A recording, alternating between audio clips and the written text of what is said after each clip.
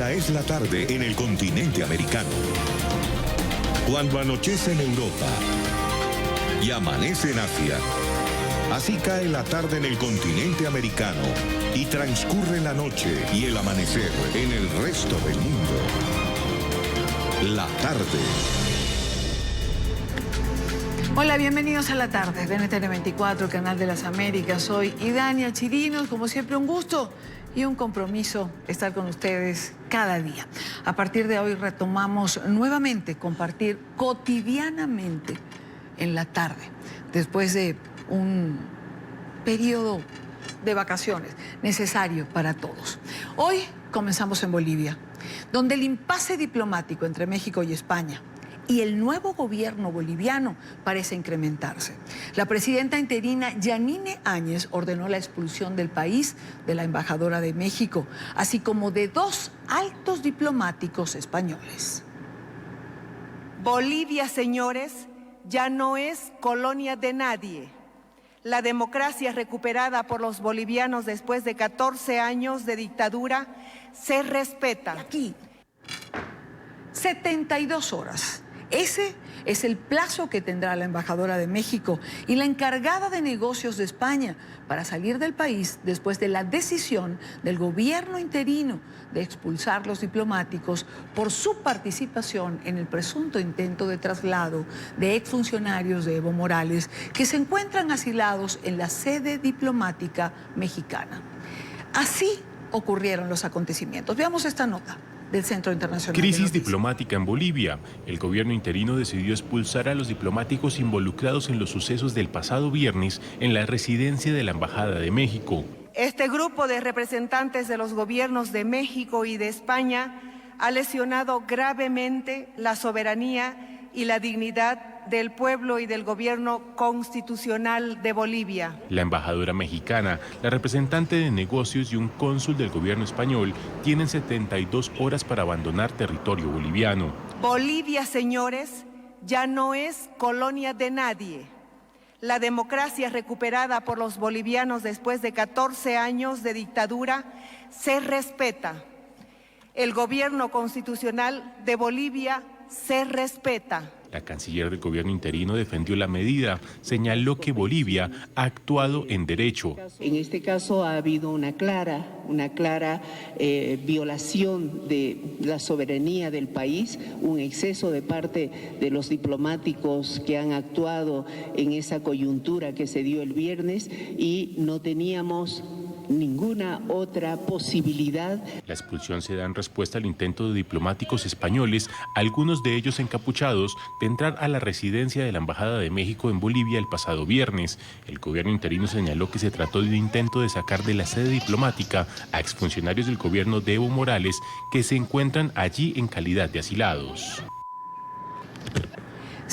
En respuesta a esta medida adoptada por el gobierno boliviano, España expulsa a 3 diplomáticos de la Embajada de Bolivia en territorio español. Recordemos que la presidenta Yanine Áñez declaró persona non grata a la embajadora mexicana María Teresa Mercado, así como a la encargada española de negocios Cristina Borreguero y al cónsul Álvaro Fernández. Además, ordenó la expulsión de los 4 encapuchados que intentaron ingresar el viernes a la residencia diplomática de México, donde están refugiados 9 políticos del gobierno del expresidente Evo Morales. España, por su parte, aplicó la misma medida en reciprocidad al gesto hostil del gobierno interino de Bolivia, como ya lo hemos dicho.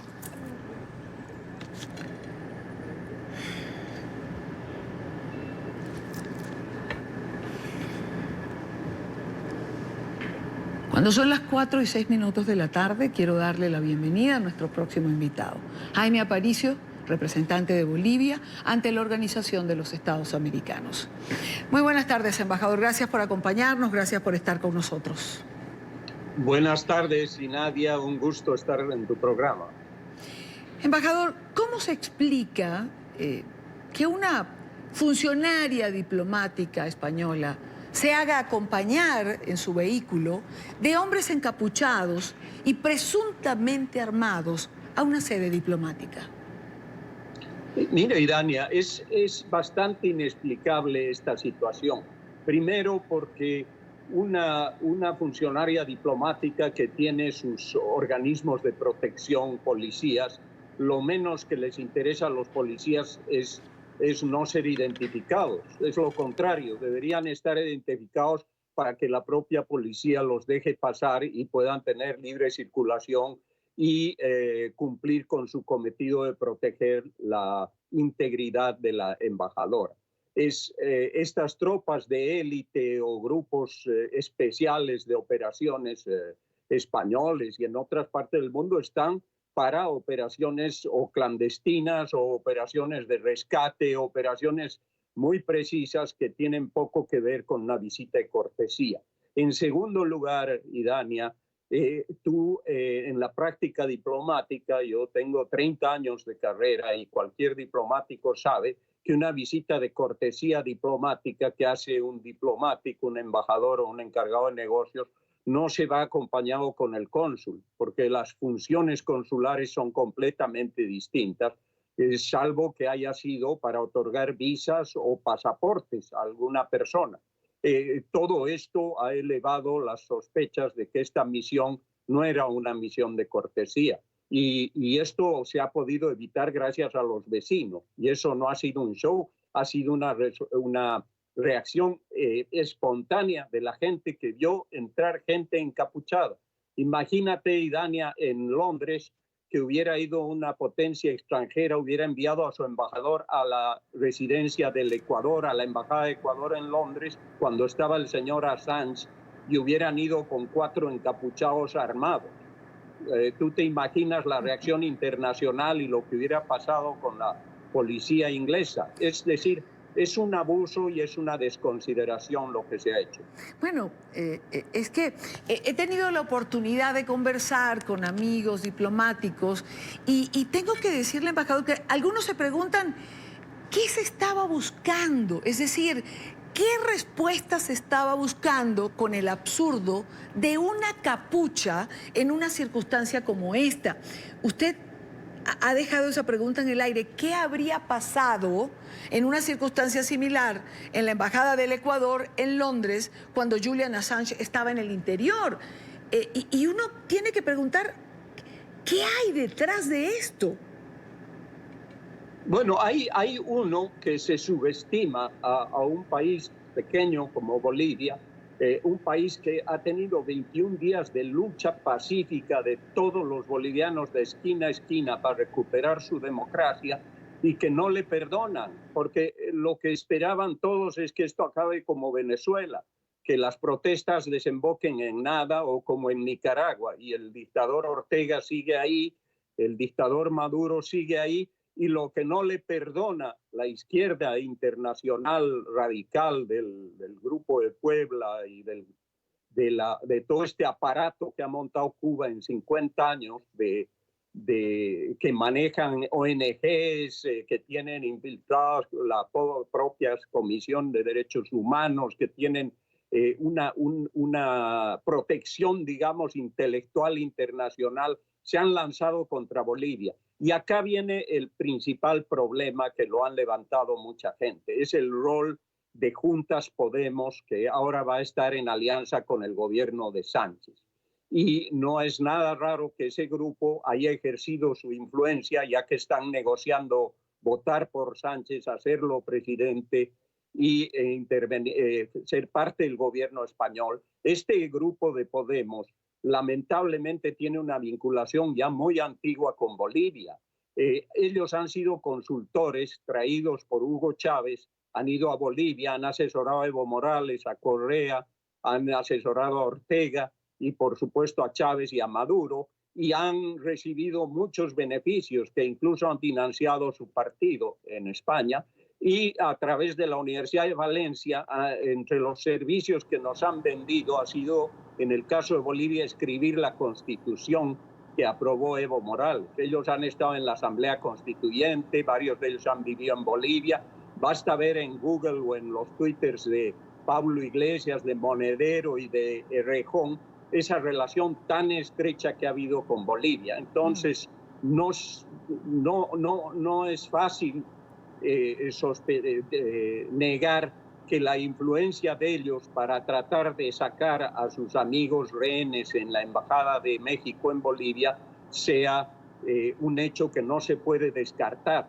Más aún si es el propio ministro Arce, el exministro de Justicia, el operador del sistema judicial boliviano, quien lo corrompió para volverlo un instrumento político.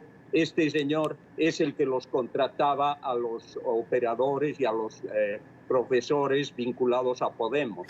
Yo le quiero preguntar algo que usted acaba de decir porque me quedó haciendo ruido. Usted ha dicho que entre los servicios que estos asesores vinculados a Podemos le vendió a Bolivia fue el redactar la Constitución. Es decir, la Constitución del país que tendría que ser, porque no dudo yo que en Bolivia exista quien redacte la Constitución. ¿Cómo van a traer a gente de otro país para redactar la Constitución? Así es, fue un experimento de este grupo de gente, del profesor Viciano de la Universidad de Valencia. La escribieron, mira, la tesis es pública, la tesis del señor Errejón es sobre el Estado plurinacional de Bolivia. Esta tesis, este experimento de profesores e intelectuales vinculados a Podemos que no tenían ninguna experiencia práctica en el constitucionalismo, digamos, práctico, que eran profesores algunos o intelectuales, se atrevieron a escribir esta constitución, que es una constitución que crea esta democracia plebiscitaria, que en la propia Constitución que Evo Morales la ha violado. Y es tan terrible que no solo la han escrito la Constitución, sino que la han aprobado la mayoría del MAS sin prácticamente leerla.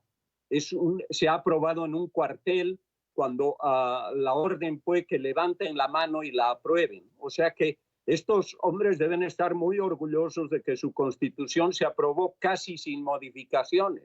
Y por eso trae todos estos principios de la democracia plebiscitaria, es decir, de la democracia que se puede cambiar las leyes y todo por voluntad popular, que reconoce los derechos indígenas y todos esos artículos, en algunos positivos, sí, han sido violados por el propio Evo Morales. Ahora, señor Aparicio, México tendría el derecho a darle asilo político a quien lo considere, según la Convención de Asilo, que se firmó en Caracas en el 54. Sin embargo, esa misma convención establece que quedan excluidos aquellos que estén incursos en delitos comunes o procesados por delitos ordinarios. Aquí ya hay una diferencia, un impasse, digamos, entre Bolivia y México. Para México son perseguidos políticos o pueden ser calificados de esta manera. Para Bolivia son objeto de justicia. Es decir, ¿qué hacer aquí? ¿Cómo manejar esta situación? ¿O esta puede ser la razón por la que España pretendía sacar a las personas que están dentro de la Embajada de México sin el salvoconducto del gobierno? Es posible, Idania. Acá con México hubieron dos cosas. Uno, es evidente que en derecho internacional el derecho de asilo es una de las instituciones particulares, originales del sistema interamericano. Es una tradición única y es positiva porque ha ayudado a mucha gente, a muchos refugiados políticos a escapar de las represiones, de las dictaduras. El tema acá es que se supone la buena fe de los estados. El estado que recibe al asilado es el que califica su condición de refugiado político o de delincuente, digamos. Pero en el caso de Bolivia, las acusaciones eran y los mandamientos de apremio eran anteriores al asilo. El señor Quintana está acusado de terrorismo. La Convención Interamericana contra el Terrorismo dice expresamente que las leyes de asilo no se aplican a terroristas. Eso lo puede leer cualquier persona. Es una convención posterior a las convenciones de asilo, o sea que debería aplicarse ese artículo, pero no importa. México califica. Pero la segunda cosa y la segunda violación sí clara es al Tratado de Refugio Territorial del año 54 que México ratificó y que dice que los asilados o los refugiados tienen derecho a expresar sus opiniones políticas. Lo que no tienen derecho es a llamar a actos que pueden causar violencia en el país de origen. Y es precisamente lo que ha hecho Evo Morales y por eso está siendo juzgado por haber llamado a la violencia y a los cercos en la paz. Ahora, embajador, ¿cuáles pueden ser las consecuencias de todo esto? Es decir, ¿podemos esperar ruptura de relaciones como una medida final con España? ¿Qué pasa con México? No creo. Yo no creo que la solución sea para ninguno de los países involucrados la ruptura de relaciones. Yo creo que hemos llegado a un momento ya de expulsión de diplomáticos, a un momento de mucha tensión, y creo que ahora es el momento de reflexionar y de retomar el diálogo. Yo, y esta es una opinión personal, no compromete a mi país ni a mi misión, creo que este es el momento de reiniciar los diálogos, tomar conciencia de que se han cometido muchos errores, de que se debe respetar a Bolivia y sobre todo, Idania, que lo importante en Bolivia ahora es llamar a elecciones, que esas elecciones sean limpias y transparentes, que la autoridad electoral sea fiable y haya una elección con integridad. Eso es lo que cuenta. Lamentablemente la ideología está corrompiendo a América Latina, nos está dividiendo y nos está anulando. En vez de ideologías deberíamos usar el sentido común, actuar como personas que les interesa la pacificación, la conciliación y que lleguemos y nos apoyen a llegar a una elección ejemplar con un gobierno elegido para los próximos 5 años y se olviden ya de todos estos procesos que le interesan solo a Evo Morales de desestabilizar esta democracia. Jaime Aparicio, representante de Bolivia ante la Organización de los Estados Americanos. Muchísimas gracias, embajador. Gracias por estar aquí. Ojalá y sea tiempo de diálogo, como usted señala, y no lleguemos a una ruptura de relaciones que finalmente no conviene a nadie. Así es. Muy buenas tardes para usted. Gracias, Idania. Buenas tardes. Gracias a usted. Esta crisis se registra, por cierto, un día después de que el expresidente Evo Morales mantuviera una reunión con líderes de su partido político, Movimiento al Socialismo. El objetivo de la cita era definir la campaña de cara a las elecciones generales en Bolivia, cuya fecha aún no se conoce. El exmandatario anticipó que la fórmula presidencial del MAS se definirá el próximo 19 de enero. Mi pedido es que haya un seguimiento desde el momento de la convocatoria, hacer seguimiento permanente. Esperamos que instituciones internacionales democráticas, que siempre están con la verdad, nos puedan acompañar. Hacer un llamado, inclusive al hermano Papa Francisco, que manda a sus técnicos desde el primer momento a hacer seguimiento sobre las elecciones. De verdad, yo pienso que ahora puede haber fraude. Reunión que se dio en Argentina, donde se encuentra Evo Morales, ¿no? Reunión que ha sido criticada. El problema de la observación electoral es que al señor Evo Morales no le gusta el resultado de la observación si no se parece a lo que él o su partido creen que se tiene que observar. Porque la OEA observó, él dejó que la Organización de Estados Americanos observar el proceso electoral. Lo que no le gustó fue el resultado de la observación. Son las 4:21 en Quito, Ecuador. Revisamos otros temas que hacen parte de la agenda informativa de este día 30 de diciembre. Es noticia Perú, que cierra el año con la deshonrosa cifra de 164 casos de feminicidios. Según datos oficiales, 15 muertes más que el año anterior, que el 2018. Esta cantidad alarmante, por supuesto, es la más alta en la última década en el Perú. En menos de 15 días, 4 mujeres fueron asesinadas. La última víctima se llamaba Jessica Tejeda, de 34 años. Su exnovio la apuñaló 30 veces y también le quitó la vida a 3 de sus 4 hijos. El crimen se registró a 200 metros de una comisaría. Son noticias los incendios forestales en Australia, que ya dejan un saldo de un bombero muerto y 2 heridos. Las autoridades de Melbourne declararon el estado de emergencia por el fuego que amenaza las zonas residenciales. 100.000 personas tuvieron que abandonar 5 localidades, mientras la ola de enormes incendios sigue arrasando a todo el país. En medio de la emergencia por estos incendios forestales, hoy se ha conocido que los espectáculos de fuegos artificiales por Año Nuevo en Canberra y otras ciudades de Australia han sido cancelados. Sin embargo, Sydney realizará su icónica demostración el martes para dar la bienvenida al año 2020. Se espera que las populares celebraciones atraigan, como siempre, 1 millón de personas a la bahía de Sydney. Es noticia el hallazgo de una mancha de agua caliente del tamaño aproximado de Venezuela, para que tengan idea, frente a la costa de Nueva Zelanda. Las imágenes satelitales muestran un área masiva de agua oceánica a temperaturas muy superiores a la media. El agua es de aproximadamente 5 grados Celsius, más cálida que el promedio para la latitud y la época del año. La mancha caliente en la superficie del Pacífico es detectable desde el espacio.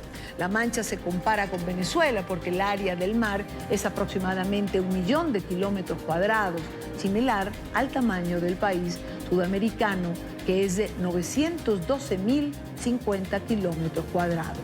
Según los científicos, el agua aparece como una gran mancha roja y aún no está claro qué tan profunda puede ser el área cálida que se ve en las imágenes. Es noticia la excarcelación de 91 presos políticos en Nicaragua. El régimen de Daniel Ortega los ha liberado bajo la modalidad de convivencia familiar y los ha obligado a firmar documentos donde aceptaban esta condición de excarcelación. Según la Comisión Interamericana de los Derechos Humanos, la mayoría de los liberados fueron detenidos durante las protestas que iniciaron en el año 2018 en contra de Daniel Ortega, aunque también fueron liberados otros detenidos posterior a esas protestas. El informe de las autoridades ha indicado que la excarcelación se debió a la voluntad del gobierno de contribuir a la reconciliación nacional en esta temporada. Sin embargo, algunos de los presos políticos, al momento de su liberación o de su excarcelación, han dicho que su detención nunca debió suceder. Hoy estoy celebrando mi gran salida de las cárceles de La Esperanza, de donde nunca debía haber estado, porque estaba luchando por algo que es justo. Luchar por nuestros derechos no es un crimen, y no hay peor lucha que la que no se hace. ¡Viva Nicaragua libre! No que no, sí que sí, los presos políticos volvimos a salir. ¡Viva Nicaragua libre! Sigamos juntos. Lo más importante ahora y a lo que le teme este régimen es justamente la solidaridad. Esto lo ha demostrado mil veces y nada, juntos vamos a cambiar Nicaragua. A esta hora quiero saludar a Juan Sebastián Chamorro. En esta parte del programa nos acompaña, director ejecutivo de Alianza Cívica. Señor Chamorro, bienvenido, buena tarde, gracias por acompañarnos. Buenas tardes, Dania, muchas gracias por tenerme en el programa y un saludo a toda la audiencia de NTN24. Bueno, ¿cómo no tenerlo? ¿Cómo no compartir con usted la alegría de la liberación por parte del régimen de Ortega de un número importante de estos detenidos, de estos presos políticos? ¿Cuántos hasta ahora han sido dejados en libertad? Comencemos por allí. El día de hoy, 30 de diciembre, fueron excarcelados, no liberados, sino que excarcelados 91 presos políticos.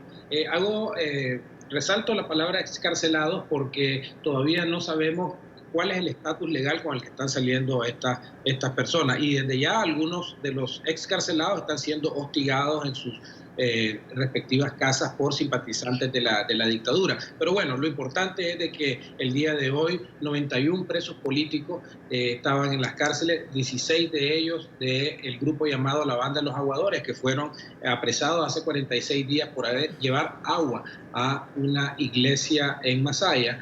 También fueron liberados, incluyendo obviamente mi sobrina, que me dio mucho gusto verla esta mañana, estar con ella.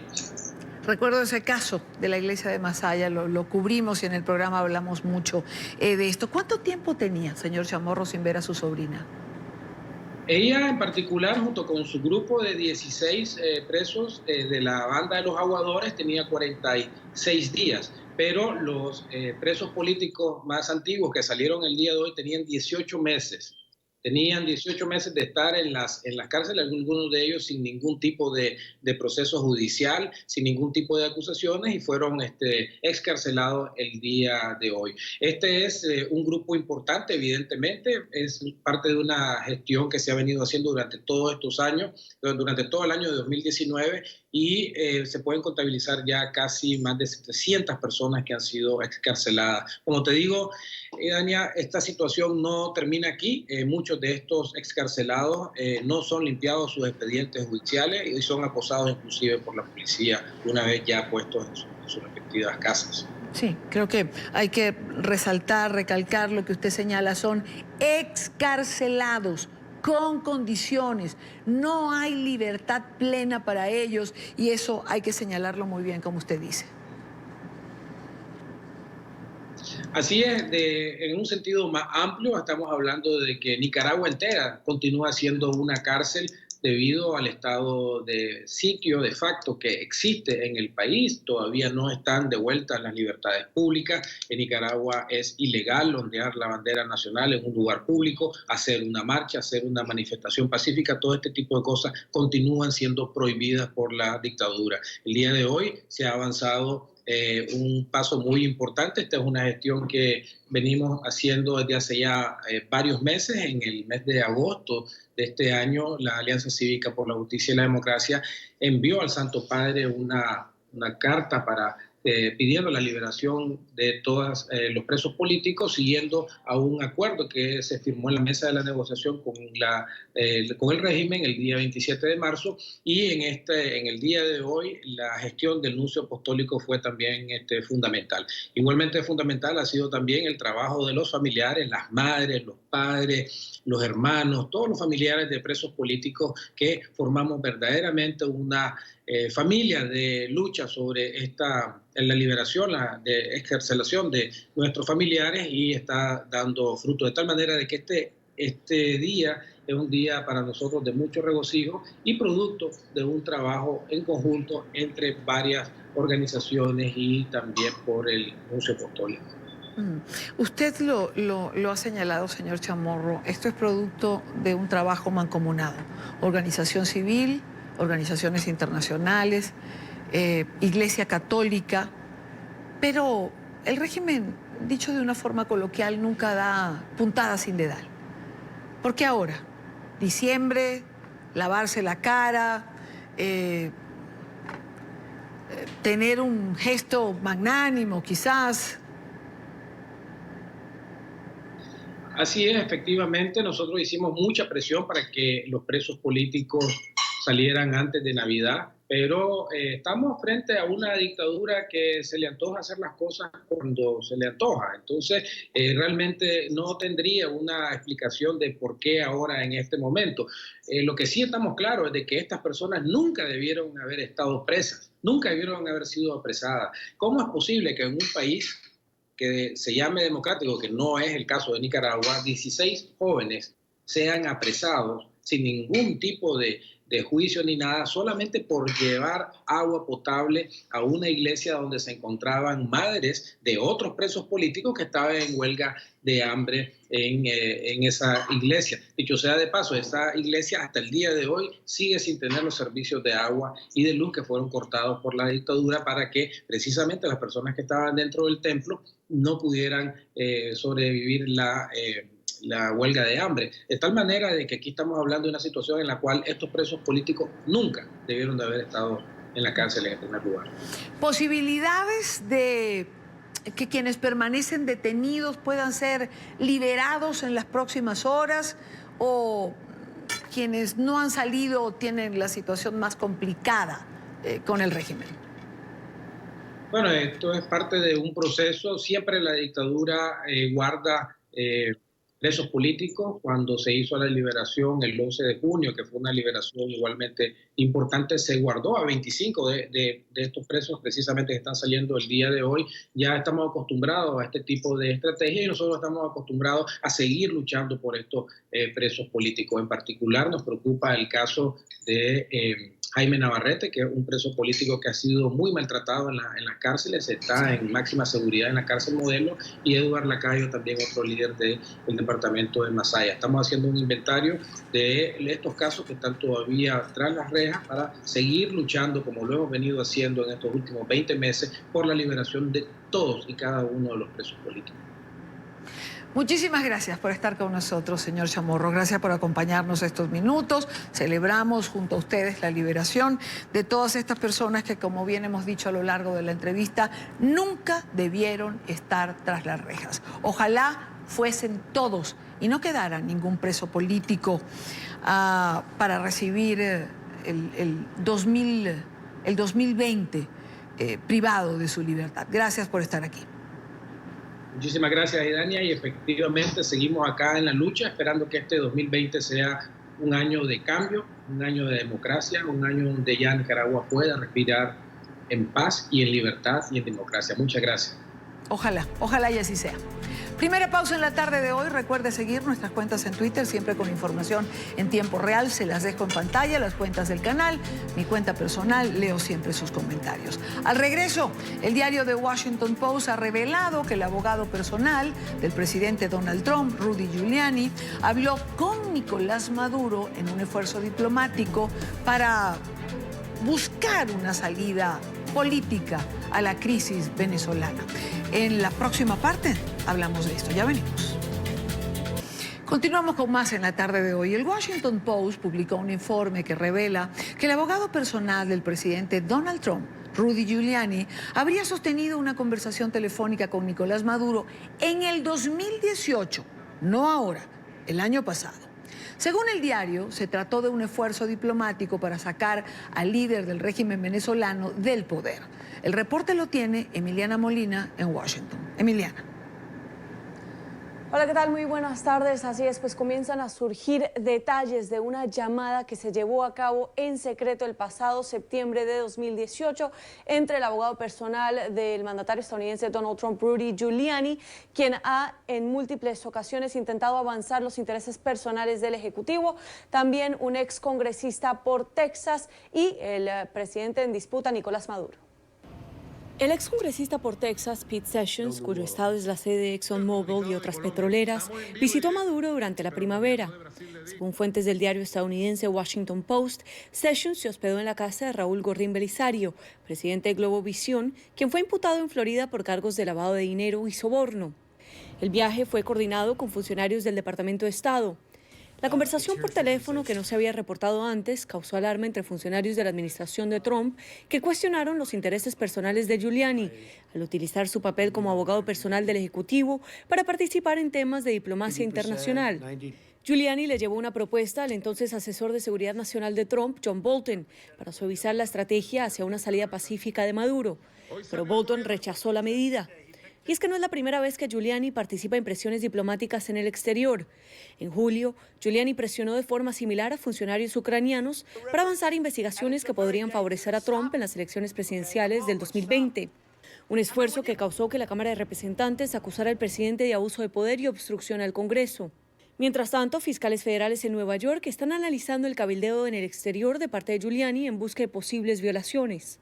Poco después de que Washington reconociera al presidente de la Asamblea Nacional de Venezuela, Juan Guaidó, como el legítimo gobernante del país, Giuliani tomó como cliente suyo a un multimillonario venezolano bajo investigación del Departamento de Justicia por presunto lavado de dinero, Raúl Gorrín Belisario, precisamente donde se hospedó Sessions cuando visitó a Nicolás Maduro. Y no es el único venezolano en la mira de la justicia estadounidense al que Giuliani le ofreció sus servicios como abogado con excepcionales contactos en la Casa Blanca. Este verano, Giuliani agregó a otro cliente a su lista, el ejecutivo venezolano Alejandro Betancourt López. Y es que Betancourt contrató al abogado personal de Trump, Rudy Giuliani, para que lo defendiera de acusaciones de lavado de dinero de 1,2 mil millones de dólares en Florida. De hecho, bajo este caso, ya 8 personas, incluyendo el primo de Betancourt, han sido imputados. Esta es toda la información que tenemos desde Washington. Emiliana Molina para NTN 24. Gracias, Emiliana. Gracias por estar allí. Avanzamos. Caos y muerte se registró ayer en una iglesia en Texas, donde un hombre ingresó disparando a un servicio religioso.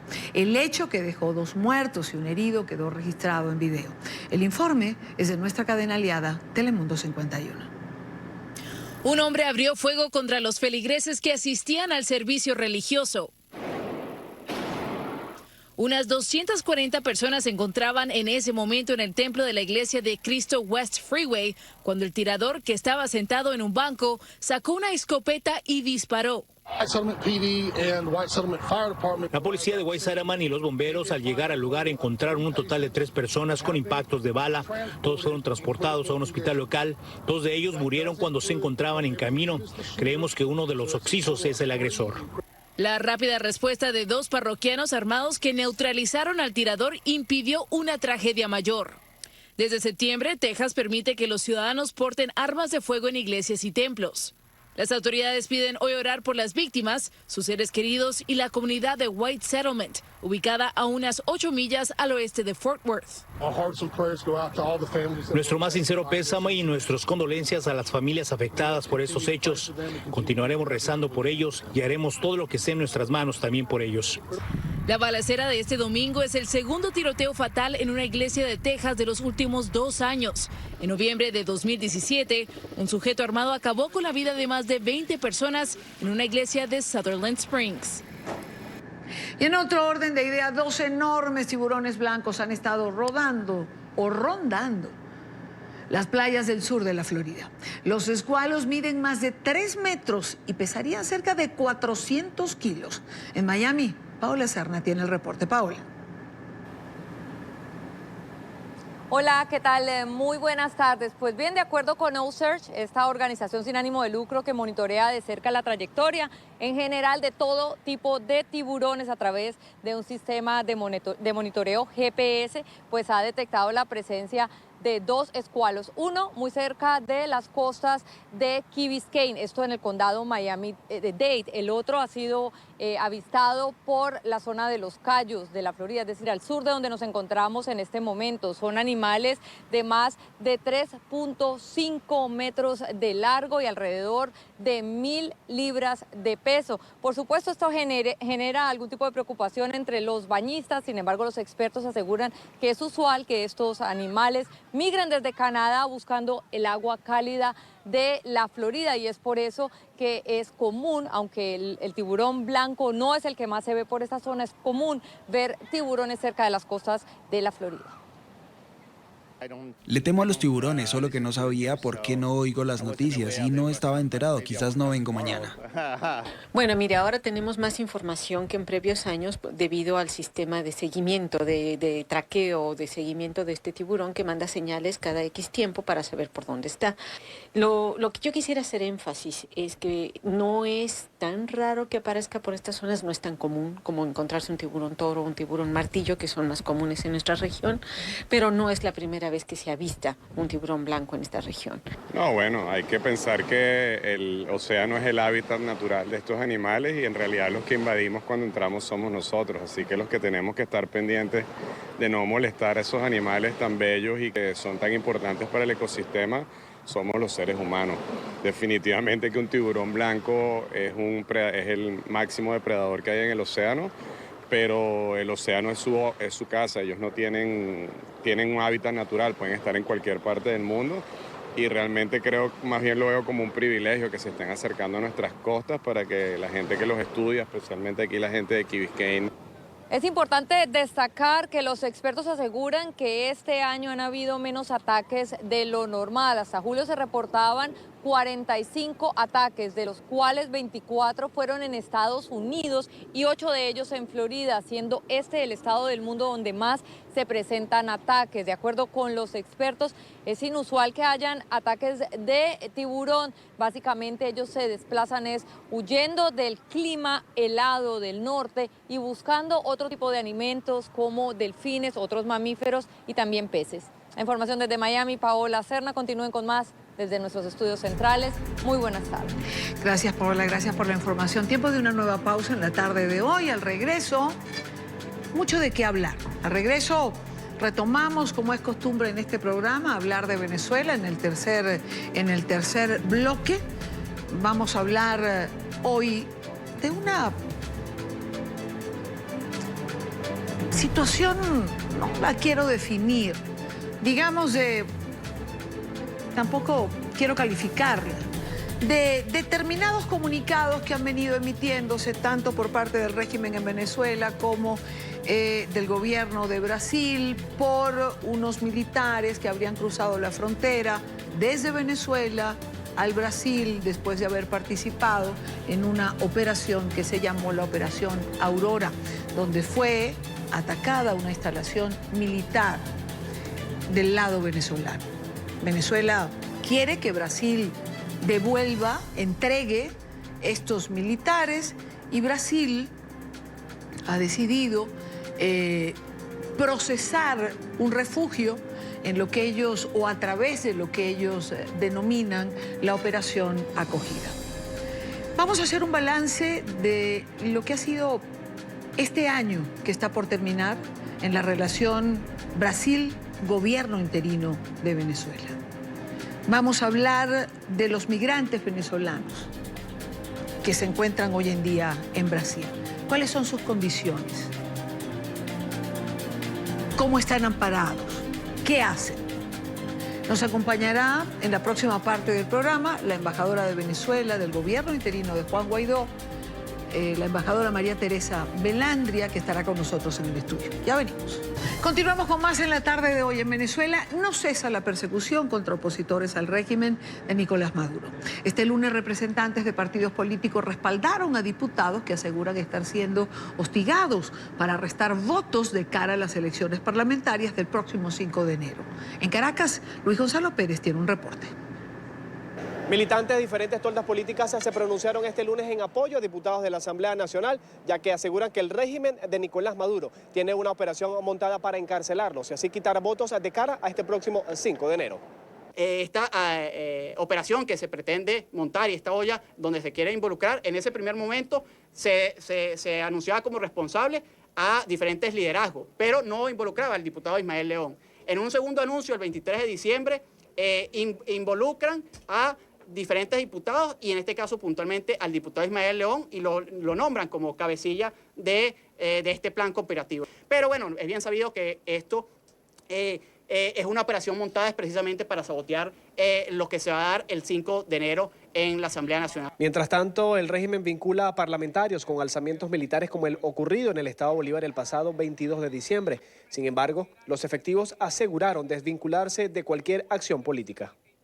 El día de ayer divulgó un video donde se hacían responsables por estos hechos que suscitaron en el sur del país, en la Gran Sabana específicamente, y donde ellos decían, estos funcionarios, que no tenían vinculación alguna ni con dirigentes políticos ni con partidos políticos, de manera que ahí se les cae la mentira, se les cae la olla en la que pretenden involucrar a diferentes parlamentarios, a diferentes diputados. Sin embargo, este próximo 5 de enero se piensa reelegir al presidente interino Juan Guaidó como presidente de la Asamblea Nacional y los militantes de los partidos políticos pretenden acompañar a los parlamentarios a la Asamblea. La sociedad civil, los ciudadanos, vamos a acompañar a nuestros diputados al 5 de enero para reafirmar el liderazgo de Juan Guaidó, para ratificar a Juan Guaidó en la Asamblea Nacional como presidente de la Asamblea Nacional, pero también como presidente encargado de Venezuela. Los militantes de estas toldas políticas le piden al pueblo de Venezuela fe y esperanza, ya que aseguran que en este año 2020 se recuperará la democracia en el país. Para la tarde de NTN 24, Luis Gonzalo Pérez. Gracias, Luis Gonzalo, gracias por la información. Bueno, es lo que pasa previo al 5 de enero, que es una fecha donde habrá que votar para reelegir a Juan Guaidó y todo este cerco que hay contra a los parlamentarios de oposición se hace sentir de distintas maneras. Por cierto que de Gilbert Caro aún no se sabe absolutamente nada. Hay preocupación en su familia, por supuesto, pero nadie da información, absolutamente ninguna, en relación a su paradero, dónde se encuentra, a su estado de salud. Ahora bien, la situación de Venezuela no deja de ser complicada, ni adentro ni afuera. Por más que haya quien piense lo contrario, ¿ah? En las últimas horas hemos visto varios comunicados emitidos tanto por el régimen venezolano como por el gobierno del Brasil. Venezuela señaló en un primer momento, que estaba en conversaciones con Brasil para que fueran entregados los 5 militares que cruzaron la frontera después de la operación Aurora. Recuerden que fue ejecutada el 22 de diciembre, que consistió en el asalto a una instalación militar venezolana, de la cual se sustrajeron, si no recuerdo mal, más de 120 fusiles, más de 100 por lo menos. Estos 5 militares fueron encontrados en un patrullaje de las Fuerzas Armadas de Brasil, desarmados. El régimen venezolano quiere que el gobierno de Brasil devuelva a estos militares, mientras que el gobierno de Brasil ha decidido procesar el asilo bajo lo que ellos denominan la operación acolida o operación acogida. Para entender más cómo funciona todo esto y para hablar de otras cosas más, quiero darle la bienvenida. En esta parte del programa nos acompaña en el estudio María Teresa Velandria, quien es hoy embajadora del gobierno interino de Venezuela en la República del Brasil. Embajadora, buenas tardes, bienvenida. Buenas tardes, Idania, un placer estar en tu programa, finalmente explicar el trabajo que estamos llevando adelante en Brasil desde febrero de 2019. Así es, que es un trabajo interesante, se ha hecho mucho, vamos a hacer un balance de todo esto, pero vamos a comenzar por esto. ¿Qué es lo que ha ocurrido? ¿Qué pasa? ¿Qué está pasando? ¿Por qué hay estos comunicados?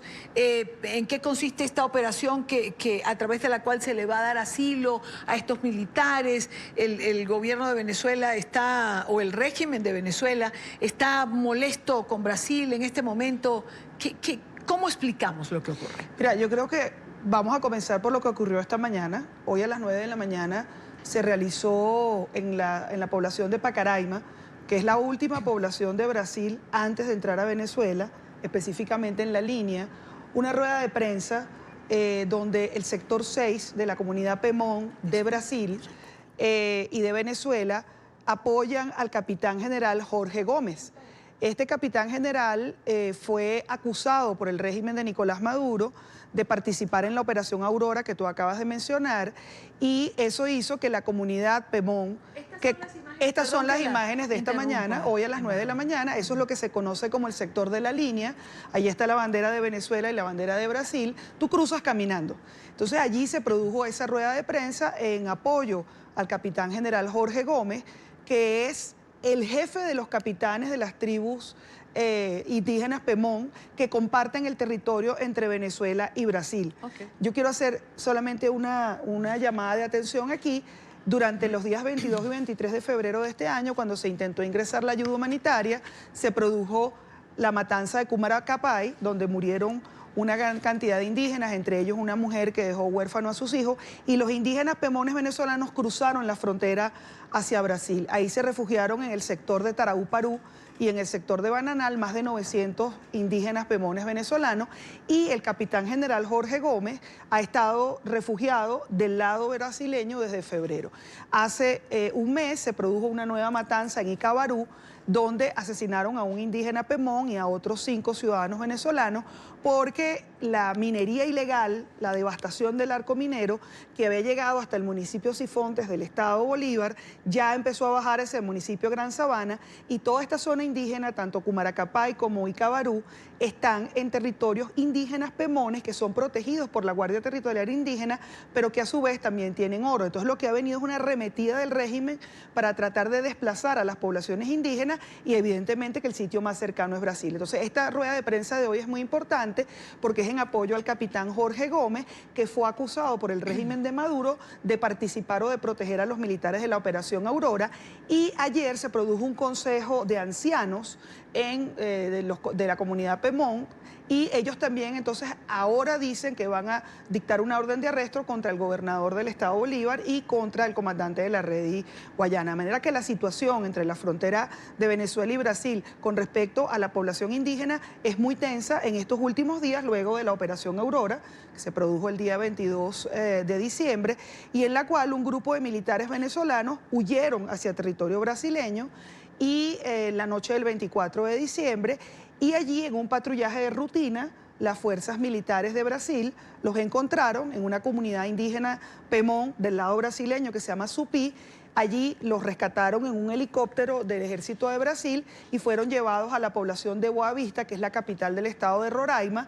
Fueron sometidos, pues como corresponde, a un protocolo de seguridad de este tipo, a un interrogatorio en la Policía Federal de Brasil, y luego de que el régimen enviara al propio gobernador Justo Noguera y al comandante de la Redi Guayana, al almirante Serantes Pinto, a pedir, a exigir el día 26 con un helicóptero allí en Santa Elena de Guairén que les entregaran a estos militares venezolanos, pues el gobierno de la República Federativa de Brasil emitió un comunicado conjunto de la Cancillería y del Ministerio de Defensa, en la cual decían que habían encontrado a estos militares en un poblado indígena en Brasil, desarmados, y que habían sido trasladados a la población de Boa Vista. Y el día de ayer se produce un comunicado donde dicen que ellos van a ser llevados bajo el protocolo de protección de la Operación Acolida. Esa es la situación entre esta mañana y a esta hora. Claro, claro. Ahora, ¿en qué consiste este protocolo? Es decir, ¿por qué el régimen quiere que les sean devueltos y por qué el gobierno de Brasil decide acogerlos? Porque ya hay un precedente. Durante todo este año, y Dania, desde febrero, han cruzado la frontera más de 40 militares venezolanos hacia Brasil, así como cruzaron la frontera hacia Colombia. Aquí el número es mucho mayor. Pero ellos cruzan la frontera y se les da el mismo tratamiento que a cualquier otro venezolano que cruce la frontera. Y habría que explicar cómo funciona la Operación Acolida en detalle, que creo que es importante. Todo venezolano que cruza la frontera en el sector de Pacaraima, y donde ustedes están viendo esa fotografía, al cruzar al lado brasileño, lo primero que usted encuentra es un puesto de triaje que se llama Petrí. Y ahí el venezolano ingresa y se le leen sus derechos y se le dice cuáles son las condiciones en las que él puede permanecer en Brasil. Y se le dan dos opciones: refugio o residencia temporaria. Ahí hay una unidad de derechos humanos, tanto de ACNUR como del propio gobierno de Brasil, donde le explican a cada persona cuáles son sus derechos, dependiendo de a cuál de las opciones él decida optar. Allí luego pasan a un proceso de identificación de la Policía Federal de Brasil, aquí tengo las cifras muy precisas a finales de noviembre, y luego pasan a la vacunación. Todos los venezolanos que cruzan, se han colocado más de 500.000 vacunas desde que comenzó la Operación Acolida en noviembre del 2017. Las vacunas son gratuitas, se hace un examen médico, se identifica a la población vulnerable, por ejemplo, personas con enfermedades graves tienen un tratamiento médico específico, personas con HIV, personas de la comunidad LGBT tienen un tratamiento diferenciado, y allí entonces se le da al venezolano la opción de interiorización, que es el proceso mediante el cual el gobierno de Brasil lleva a los venezolanos desde el estado de Roraima hacia el interior de Brasil, porque hay un tema geográfico. Es decir, tú no puedes caminar desde Roraima hasta el interior de Brasil, porque una vez que tú llegas al estado Amazonas y llegas a la población de Manaos, está la selva amazónica. O sea, no hay forma humana de cruzar el Amazonas a menos que sea en avión, por lo cual el número de personas se quedarían represadas en el estado de Roraima, generando una enorme presión sobre los servicios públicos, educativos. ¿Qué ha pasado en momentos determinados? Sí, no, ha pasado, evidentemente, porque hay un pico muy alto. El más alto fue este año, en agosto, que cruzaron 26.000 personas en un mes. Para las cifras colombianas, evidentemente, eso no tiene comparación, pero Roraima es un estado pobre, es un estado donde no hay una parque industrial, donde no hay comercios, donde no hay empleo y donde, evidentemente, la población de Brasil se sintió presionada por que le llegaron un número de más de 75.000 personas. De manera que el venezolano, una vez que está registrado, vacunado y que además pasa por esa primera noche que tiene que dormir en Pacaraima, en un refugio que está ahí mismo en la frontera, luego son trasladados en autobuses hasta Boavista, que está a 250 kilómetros. Allí hay 13 refugios, más o menos son refugios de gran porte, donde pueden entrar unas 1.500 personas, multipliquen 1.500 personas por 13 refugios, y hay 2 refugios indígenas. ¿Por qué? Porque los indígenas no pueden ser interiorizados, es decir, porque ellos tienen que vivir cerca de su hábitat natural, y porque es muy difícil interiorizarlos porque tendrían que ser en comunidades indígenas que no son iguales a las venezolanas. Entonces allí pasan un proceso de 21 días hasta que las vacunas hagan efecto, es decir, un proceso de cuarentena, y el venezolano puede optar por 3 opciones para interiorizarse. La primera es reunión familiar, es decir, que ya tienes un venezolano familiar que vive en alguna ciudad de Brasil que te pide, claro, y eso se verifica. Por reunión social, cuando tienes un amigo también que te pide, o por vaga de trabajo, por puesto de trabajo. Y ahí la operación Acolida, los militares te facilitan incluso la entrevista vía Skype entre el posible empleador y el venezolano que está buscando trabajo. Luego de eso te ponen en el proceso de interiorización, que a la fecha de hoy han interiorizado en este año a casi 28.000 venezolanos.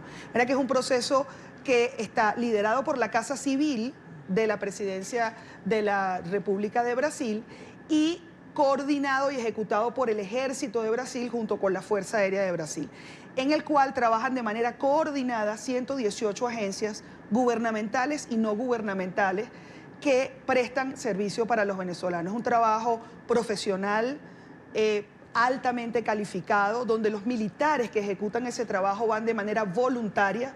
Es decir, el Ejército de Brasil tiene solamente un comando en la población de Boavista, pero el resto de los militares, sargentos, soldados, oficiales, van de manera voluntaria a prestar un servicio por 4 meses para los venezolanos. Y súmale allí pues todas las agencias de Naciones Unidas, ACNUR, OIM, más las iglesias, ADRA, la Iglesia Adventista, Cáritas, en fin, 118 agencias trabajando para los venezolanos. La operación Acolida es un ejemplo para el mundo. Se ha mostrado ahora recientemente en Ginebra, en la Cumbre de Refugiados de Naciones Unidas, porque ha sido el mejor tratamiento a la crisis de toda la región. Ordenado. Y la idea de Brasil, ¿cuál es? Hay que tener la frontera abierta, pero ordenada. Claro. Porque los militares brasileños dicen, si tú cierras la frontera, se genera entonces un dique en el cual la gente comienza a cruzar por trochas, claro, pero de manera desordenada. Pero también, María Teresa, embajadora, también el volumen que maneja Brasil, por ejemplo, son diferentes. No es el volumen que maneja Colombia. Es decir, no es lo mismo manejar 100 personas, 1.000, 2.000, 15.000, que manejar los cientos de miles de personas que ha tenido que manejar. Es decir, es más fácil ser organizado y ordenado con un número determinado de personas, pero que también, con la avalancha también que Colombia ha recibido, fue una decisión de cómo hacerlo, ¿entiendes? O sea, ellos empezaron a preparar desde el 2017 y se prepararon para el punto de quiebre para ellos, el punto crítico son 1.000 personas por día. Hasta ahora el promedio son entre 500 y 700 por día. Y están preparados. 500, 700 por día. Por día. Contra 5.000, 5.500 que puede pasar. Y Dania, no se trata de comparar. Claro que no estoy comparando. Estoy tratando de ver el volumen, además, porque es que, o sea, 500, 700, 5.000, 5.500 que pueden pasar el puente Simón Bolívar en un día, es que el trabajo que ha hecho Migración Colombia es admirable. Lo que estamos diciendo es qué tipo de tratamiento. Y por una sencilla razón, el ejército y las autoridades brasileñas tomaron una decisión que es mantener la frontera abierta, pero ordenada y controlada. Con lo cual ellos saben, cada venezolano que cruzó la frontera, se sabe dónde está. Porque cada venezolano cuando pasa por ese proceso de identificación de la operación Acolida, lo registra la Policía Federal y le entregan un número que se llama CPF, que es como un número de RIF en Venezuela o como un número de RUT aquí en Colombia, y están plenamente identificados. Entonces, cuando el venezolano sale del estado de Roraima interiorizado, la Policía Federal sabe exactamente dónde está cada quien. Entonces, es una forma de mantener la frontera abierta, ordenada, es distinta, son fronteras completamente diferentes. Sí, claro. Aquí estamos hablando que tú cruzas la frontera caminando y puedes llegar caminando hasta Perú. Allá dije ya que hay una imposibilidad geográfica de cruzar la frontera y hay un solo paso fronterizo entre Venezuela y Brasil, que es la población de Pacaraima y Santa Elena de Guairén. Del otro lado del estado Amazonas, que también es fronterizo, no hay pasos, porque es la selva amazónica. Entonces son diferentes. Y luego, que cuando tú cruzas aquí en Cúcuta ya llegaste a una ciudad, allá no. Allá tú cruzaste y llegaste a un poblado, que la primera ciudad que te queda cerca de Pacaraima queda a 250 kilómetros, que no puedes caminar, porque además el clima es de 40 grados. Entonces, son situaciones geográficas diferentes. ¿Y por qué el número de personas hacia Brasil es menor que hacia Colombia? Hay una barrera natural que es el idioma. La gente tiene que llegar a Brasil y para poder conseguir trabajo tiene que hablar portugués. Entonces, ahí hay una barrera esencial.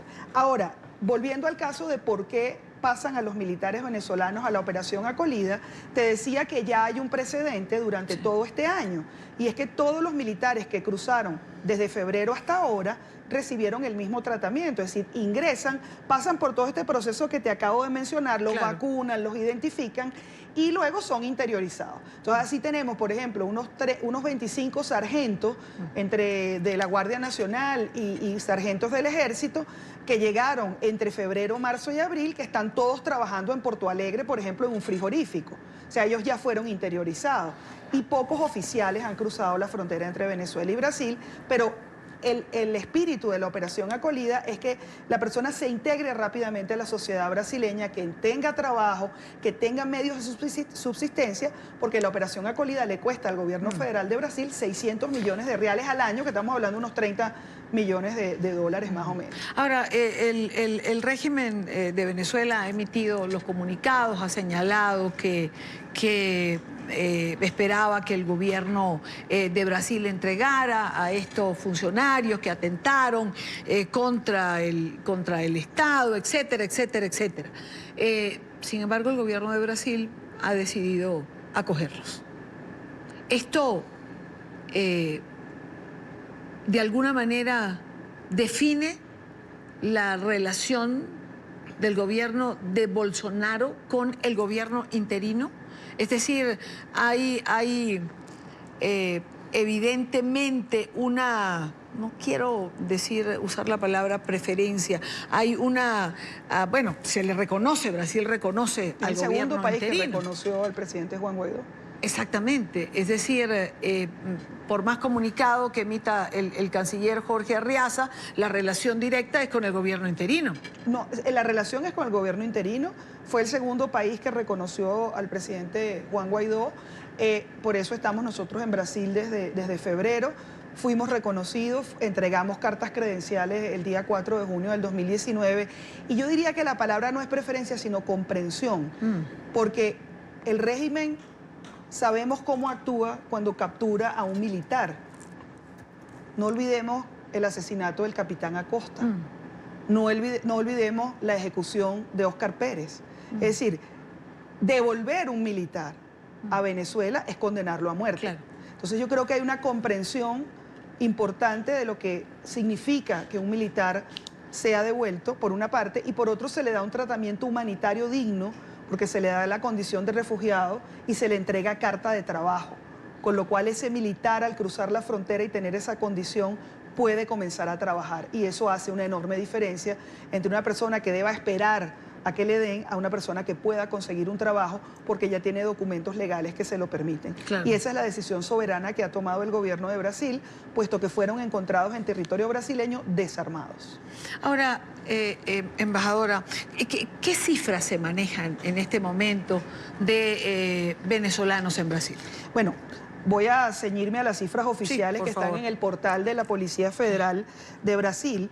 Entre el 2017 y el 2019, cuando se comienza a registrar este flujo migratorio, ellos registran 545.753 entradas de venezolanos y una salida de 310.000. ¿Eso qué significa? Que en 2 años casi 200.000 personas utilizaron el territorio de Brasil como tránsito para ir a otros países de la región, específicamente a Paraguay, a Uruguay, a Chile y Argentina. Es decir, utilizaron los aeropuertos de Brasil. Eso hace que al cierre del 30 de noviembre del 2019 estén registrados como venezolanos en condición de refugio o de residencia temporaria 234.000 venezolanos, de los cuales el 46% son mujeres y el 54% son hombres entre 20 y 45 años. Por meses, el mes de agosto del 2019 fue el mes con el mayor ingreso de venezolanos, 26.901, y los venezolanos hoy representan en Brasil la población extranjera migrante más grande de América del Sur, superando a los bolivianos, que era el número más importante de extranjeros del sur viviendo en Brasil. Por otra parte, las cifras de la Policía Federal nos señalan que por ciudades, de Maturín solamente han salido 13.700 venezolanos a vivir a Brasil, de Caracas 9.200 y de San Félix en el estado Bolívar 9.100. Son las 3 ciudades que concentran el número de venezolanos más importante. ¿Y dónde están estos venezolanos, no? Es importante saber. El mayor número está en el estado de Roraima, 75.000 aproximadamente, de los cuales ya se han interiorizado casi 25.000, estamos hablando de una cifra cercana a 50.000, en el estado Amazonas 16.000, y estos están concentrados en la población de Manaos, porque la ciudad de Manaos es la que concentra el mayor número de habitantes del estado Amazonas. Para ponerlo en perspectiva, el estado Amazonas brasileño es más grande que Venezuela, tiene 1 millón de kilómetros cuadrados. Entonces, solo un estado. Solo el estado Amazonas.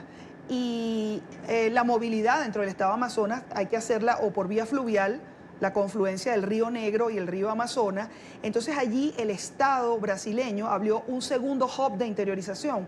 ¿Por qué? Porque en Boavista solamente hay 2 vuelos al día, mientras que en Amazonas hay una mayor frecuencia de vuelo y es más fácil entonces llevar a los venezolanos desde Roraima a otras ciudades brasileñas. La tercera ciudad que registra mayor número de venezolanos es Sao Paulo, el estado de Sao Paulo, perdón, con 11.983, de los cuales casi 4.000 están en la ciudad de Sao Paulo, lo que se llama Sao Paulo capital, y el resto en el interior.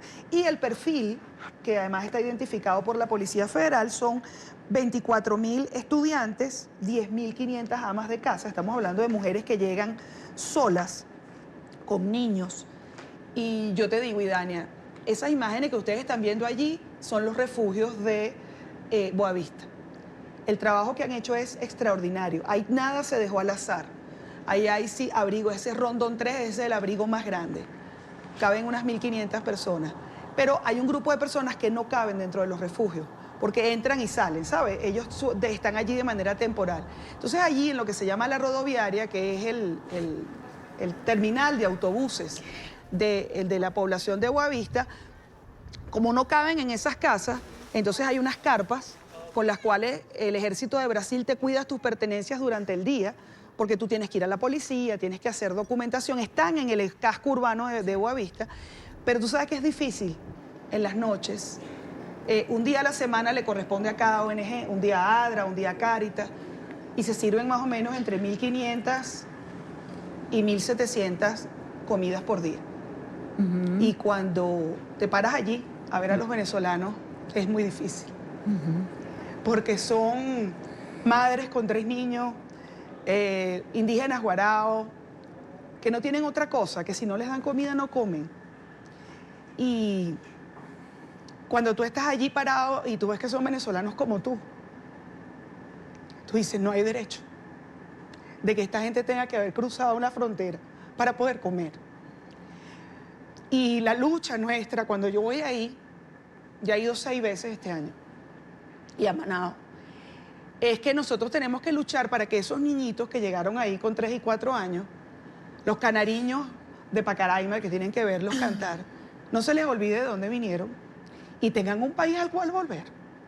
Porque la lucha es para que ellos puedan volver. Entonces, eso es durísimo. entrar a un campamento de refugiados venezolanos es muy duro. Lo sé.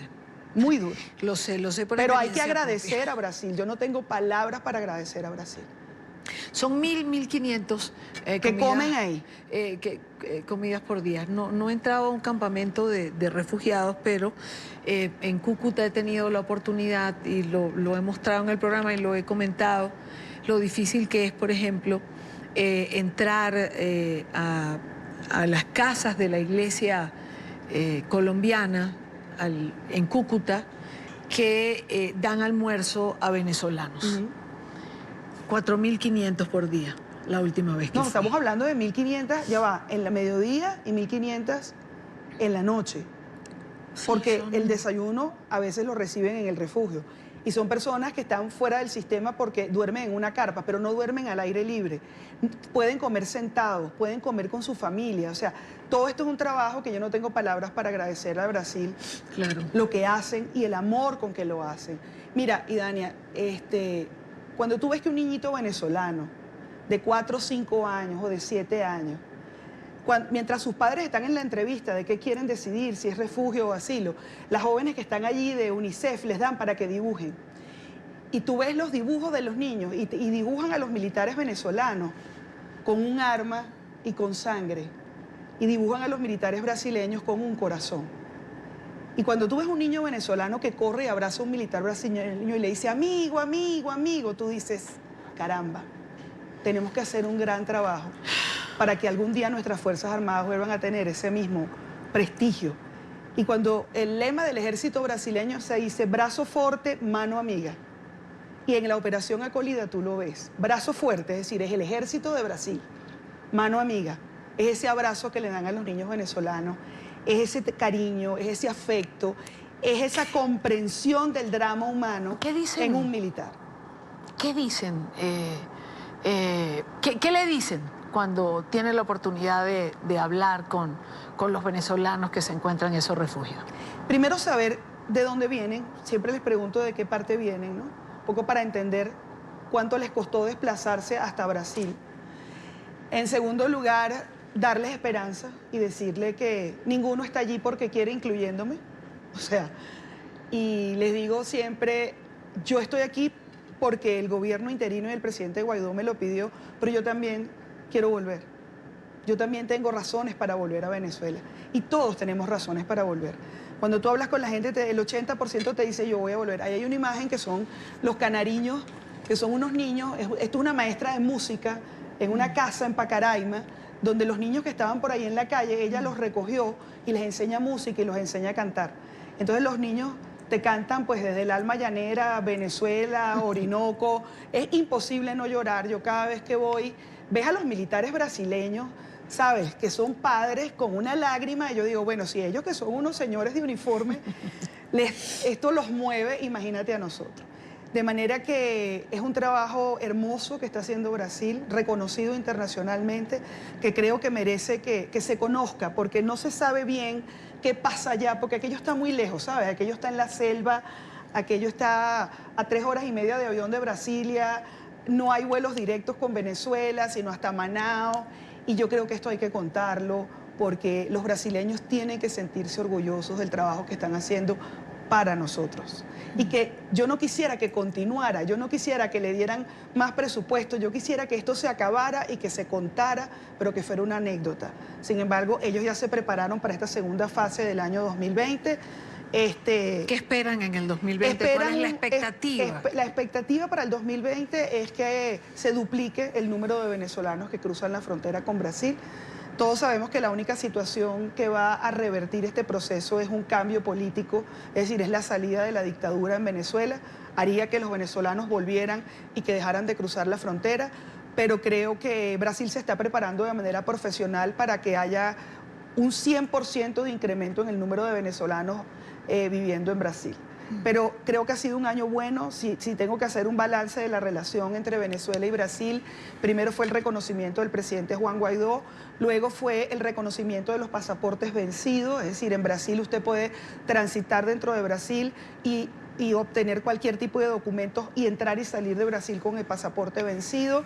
Luego la lista de funcionarios del régimen que no pueden entrar a a Brasil, que es mucho más amplia que la que sacó el TIAR, pero mucho más pequeña que la de otros países, pero es un avance muy importante. El reconocimiento de nuestra delegación diplomática con todos los derechos que nos atribuye la Convención de Viena, en la embajadora, mi condición es extraordinaria y plenipotenciaria, y aunque todavía tenemos allí el tema del espacio de la embajada ocupado por los funcionarios del régimen, yo creo que eso es algo que vamos a resolver diplomáticamente con Brasil, con el cual tenemos una extraordinaria relación cercana, solidaria, cooperativa, con un gran apoyo político por parte del presidente Bolsonaro y de todo el equipo de gobierno. Y cuando me refiero al equipo de gobierno, me refiero al canciller, a la Casa Civil, al Ministerio de la Defensa, que son los que ejecutan la operación Acolida. Ya que usted mencionó el tema de la embajada y el espacio físico, no podría yo dejar de preguntar sobre el incidente que ocurrió en un momento determinado en relación al espacio físico de la embajada de Venezuela en Brasil, donde hay funcionarios del régimen venezolano. Eso fue el 13 de noviembre de este año. Allí nosotros habíamos venido durante meses manteniendo contacto con los funcionarios que allí trabajan, funcionarios venezolanos y también funcionarios locales, porque todas las embajadas tienen funcionarios también del país. Entonces, allí hay un gran descontento porque desde junio no reciben su salario los funcionarios locales, es decir, los brasileños. Sí. Y también los funcionarios venezolanos. De hecho, están viviendo todos en la residencia del embajador porque no pueden pagar el alquiler de sus viviendas. Y ese descontento, pues nosotros estuvimos conversando con algunos de ellos, y a raíz de los incidentes de El Salvador y de Bolivia, en lo cual el gobierno de El Salvador y el gobierno de Bolivia expulsó a los funcionarios diplomáticos de la dictadura, ellos tomaron la decisión de entregar la embajada y de trabajar con nosotros. Allí pues hablamos con el gobierno de Brasil y les dijimos que si estas personas querían permanecer en el territorio de Brasil, nosotros no íbamos a solicitar su expulsión, pero que tenían que regularizar su situación migratoria dentro de Brasil, sin inmunidades y privilegios y fuera del recinto diplomático. Bueno, así se hizo, ellos llamaron, entregaron la embajada, nosotros entramos con la llave, con el control remoto de la reja, y todo estaba en paz hasta las 7 de la mañana, cuando llegó el agregado militar de Nicolás Maduro, que es el general de división Manuel Antonio Barroso, expresidente de Cadivi, acompañado de grupos políticos brasileños. Y de manera violenta irrumpieron en la embajada, ahí se generó una situación de orden público bastante compleja, y en conversaciones con el gobierno de Brasil, y al no poder garantizar la vida de nuestra gente que estaba dentro de la embajada, decidimos salir e iniciar un proceso de negociación con el gobierno de Brasil. Yo debo decirte que el 13 de diciembre hicieron un acto dentro de la sede diplomática del Movimiento Sin Tierra, el MST, y otros grupos sociales vinculados a la izquierda radical de Brasil, y develaron una placa donde colocaron los nombres de todas las personas que invadieron la embajada el 13 de noviembre. De manera que ningún venezolano salió a apoyar al régimen de Maduro en Brasilia. Todos los que ingresaron a la embajada lamentablemente son pertenecientes a grupos políticos afectos al expresidente Lula y a otros grupos políticos de Brasil. Y bueno, estamos en un proceso de discusión que creo que en algún momento va a tener una solución. Quiero agradecer a la embajadora de Venezuela en Brasil, María Teresa Velandria, por esta amplia entrevista en la que hemos tocado varios temas y por habernos descrito, además de manera tan concreta y tan sentida, lo que pasa con los venezolanos en Brasil, cómo operan los refugios y lo que es la operación acogida, que implementa Brasil en relación a los venezolanos. María Teresa, gracias por estar aquí. No, gracias a ti, Dani, un placer. Rápidamente vamos a la pausa, venimos con más, quédese con nosotros. Todavía tenemos tema para desarrollar y quiero en la próxima parte ver cómo se ve desde México lo que está ocurriendo en la Embajada de México en Bolivia. Recuerden, todas nuestras entrevistas en nuestra página web www.ntn24.com. Esta entrevista con María Teresa Velandria, en breve usted podrá verla en nuestra página web. Ya regresamos. Son las 5:40 en la costa este de los Estados Unidos. Continuamos con más. Tras la decisión del gobierno interino de Bolivia, de la presidenta Yanine Áñez, de solicitar o dar 72 horas para que la embajadora de México saliera del país. México respondió a través de un comunicado. La administración de Andrés Manuel López Obrador instruyó a la embajadora María Teresa Mercado para que regrese a territorio mexicano. La Secretaría de Relaciones Exteriores ha instruido a la embajadora Mercado regresar a México con el fin de resguardar su seguridad e integridad. La Embajada de México en Bolivia quedará a cargo de Ana Luisa Vallejo, actual jefa de Cancillería de la misión. Nuestra representación continuará operando con normalidad tras este movimiento. El gobierno de México confirma que el actuar de nuestra embajadora, quien ingresó al Servicio Exterior Mexicano en 1982 y ha obtenido condecoraciones de naciones como Dinamarca y Países Bajos, siempre cumplió con los principios de política exterior consagrados en la Constitución Política de los Estados Unidos Mexicanos y en el derecho internacional, por lo que considera que esta decisión es de carácter político. Quiero saludar en esta parte del programa a Mariana Gómez del Campo, expresidenta de la Comisión de Relaciones Exteriores para América Latina y el Caribe del Senado mexicano, actual secretaria de Asuntos Internacionales del PAN. Muchísimas gracias por atendernos. Muy buena tarde. Gracias por estar aquí, Mariana. Hola, ¿qué tal, Idania? Un gusto saludarte. Igualmente para nosotros. Uno se pone a ver lo que ha ocurrido en torno a la actuación de México en relación a Bolivia y al expresidente Morales, y no puede menos que preguntar dónde quedó la doctrina Estrada que tanto pregonó el gobierno actual, el gobierno del presidente López Obrador. Y quiero recordarle a nuestra teleaudiencia que lo voy a resumir de esta manera. La doctrina Estrada en la que México ha basado su política exterior señala, por ejemplo, que ningún país tiene que decidir si otro gobierno es legítimo o no, que eso no le corresponde. Sin embargo, estamos viendo cómo México toma partido en esta oportunidad. ¿Qué pasó? Bueno, yo creo que México, el gobierno de México ha caído en el error desde un principio en tratar de politizar el conflicto que viene dándose en un país hermano como lo es Bolivia y Dania. Hay que recordar que las relaciones diplomáticas entre México y Bolivia pues tienen nada más ni nada menos que 180 años. Me parece delicado lo que está ocurriendo en estos momentos, el que no se esté respetando la doctrina Estrada, que por cierto ha pregonado esta cuarta transformación desde que arrancó este gobierno, el no inmiscuirse en los problemas de los países hermanos. Incluso este fue el pretexto para ni siquiera tocar el tema de derechos humanos, democracia, libertades, con lo que ha venido ocurriendo en un país como Venezuela. Ahora que se da todo este conflicto postelectoral en Bolivia, en donde deja clara la Organización de los Estados Americanos que hubo un fraude electoral orquestado por el mismísimo dictador Evo Morales, lo deja claro la Organización de los Estados Americanos. Hoy lo secunda también esta comisión de elecciones de la Unión Europea, ¿no? Corrobora lo que ya había venido diciendo la Organización de los Estados Americanos, y lo que es lamentable es cómo el gobierno de México arropa a Evo Morales. Nosotros jamás podemos decir no al asilo político. Somos un país de puertas abiertas, somos un país que siempre ha dicho sí al asilo político. No estamos a favor de que violenten los derechos humanos de las personas, ¿no? Los juicios los tendrán que hacer en otras instancias. Por eso se le ayuda a Evo Morales. El problema fue que se le tratase como rey, que se le dieran todos los privilegios, que se le abrieran los micrófonos incluso, y además de que se le abrieron los micrófonos, se orquestó una estrategia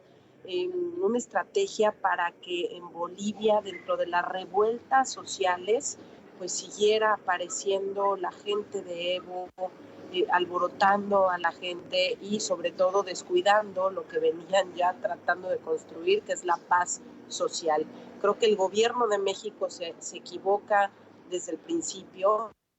No cuidaron las relaciones diplomáticas, no hicieron las cosas adecuadamente y ahora la que tiene que, la que está padeciendo esto, pues es la actual embajadora. Le dieron ya 72 horas para que abandone la embajada. Efectivamente es una mujer a la que yo respeto, con una carrera diplomática muy importante. Ojo, lo que está fallando no es la estrategia de la embajadora, sino que lo que está fallando es la manera de hacer política desde el gobierno mexicano para fortalecer las relaciones con la región, como está ocurriendo hoy por parte de la Cuarta Transformación con Bolivia. Ahora, Mariana, una embajadora de tanta experiencia, una funcionaria diplomática de tanta experiencia, por ejemplo, claro, no sabemos qué piensa o qué dice, pero ¿cómo aceptar que se presente un carro que va a ingresar a la embajada con encapuchados dentro? Es decir, ¿dónde se ha visto esto? Estoy totalmente de acuerdo. Esto considero que fue un error, aunque se escuchan diferentes versiones, Idania, pero como ha venido operando el gobierno de López Obrador, pues sí me genera muchas dudas, que es realmente lo que querían hacer, porque al final del día están encubriendo a personajes indeseables que están hoy resguardados en la Embajada de México, ¿no? Por eso sí creo, Idania, que lo que se tendría que estar pensando en estos momentos es cómo construir una agenda de diálogo con el gobierno de Bolivia. No sé realmente si en el fondo el gobierno de México sea esto lo que quiera, pero sí creo que se tiene que construir una relación distinta a partir de lo que ocurrió el día de hoy. Las cosas pueden ponerse peor. Incluso hay que señalar que las relaciones diplomáticas no se han roto.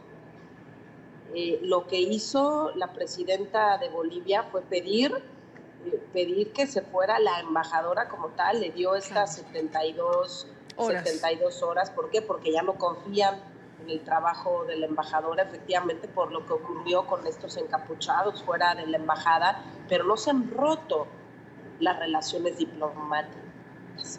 Yo creo que el gobierno de México debiera estarle apostando en estos momentos al diálogo, al acuerdo, al consenso, a ver cómo podemos recomponer las cosas.